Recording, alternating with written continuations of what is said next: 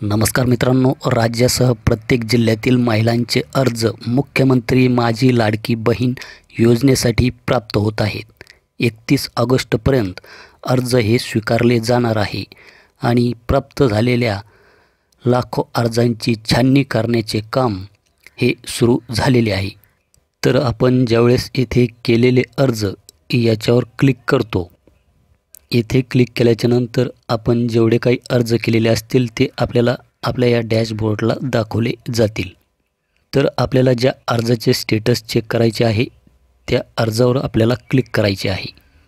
त्यानंतर आपण येथे पाहू शकतात की येथे SMS व्हेरिफिकेशन डन, त्यानंतर हा जो काही आय कलरचा एक सिम्बॉल दिसत आहे आणि खाली येथे मुख्यमंत्री माझी लाडकी बहीण योजना इन पेंडिंग टू सबमिटेड आणि त्याच्या खाली एडिट फॉर्म हे ऑप्शन आपल्याला पाहायला मिळत आहे। तर मित्रांनो, जे काही सुरुवातीचे फॉर्म असतील, कारण की हे जे काही वेबसाईट चालू झाली आणि वेबसाईट चालू झाल्या काही जणांनी यामध्ये फॉर्म भरले, तर अशांचे काही फॉर्म हे आता व्हेरिफिकेशन म्हणजेच पडताळणीसाठी येत आहे आणि त्याची छाननी ही सध्या सुरू झालेली आहे।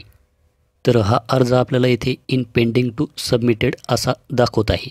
मित्रांनो, काही स्क्रीनशॉटच्या आधारे मी तुम्हाला ही माहिती देण्याचा प्रयत्न करतो। तर हा फॉर्म आहे 3/7/2024 या तारखेचा आणि डेमो म्हणून हा फॉर्म येथे भरलेला आहे आणि येथे आपण स्टेटसमध्ये चेक केलं तर हा फॉर्म येथे आपल्याला रिजेक्ट दाखवत आहे आणि आपण जो फॉर्म भरलेला आहे तर सध्या काही जणांचे स्टेटसमध्ये पेंडिंग असे हे दाखवत आहे।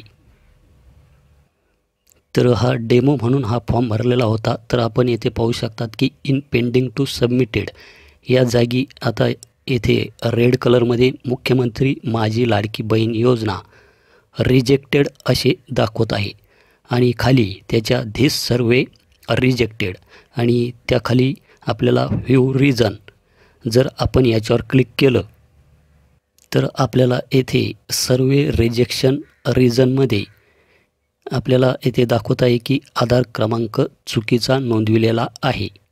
तर आपला अर्ज हा कशामुळे येथे रिजेक्ट झालेला आहे त्याची माहिती पण आपल्याला आता तिथे दाखवली जाणार आहे।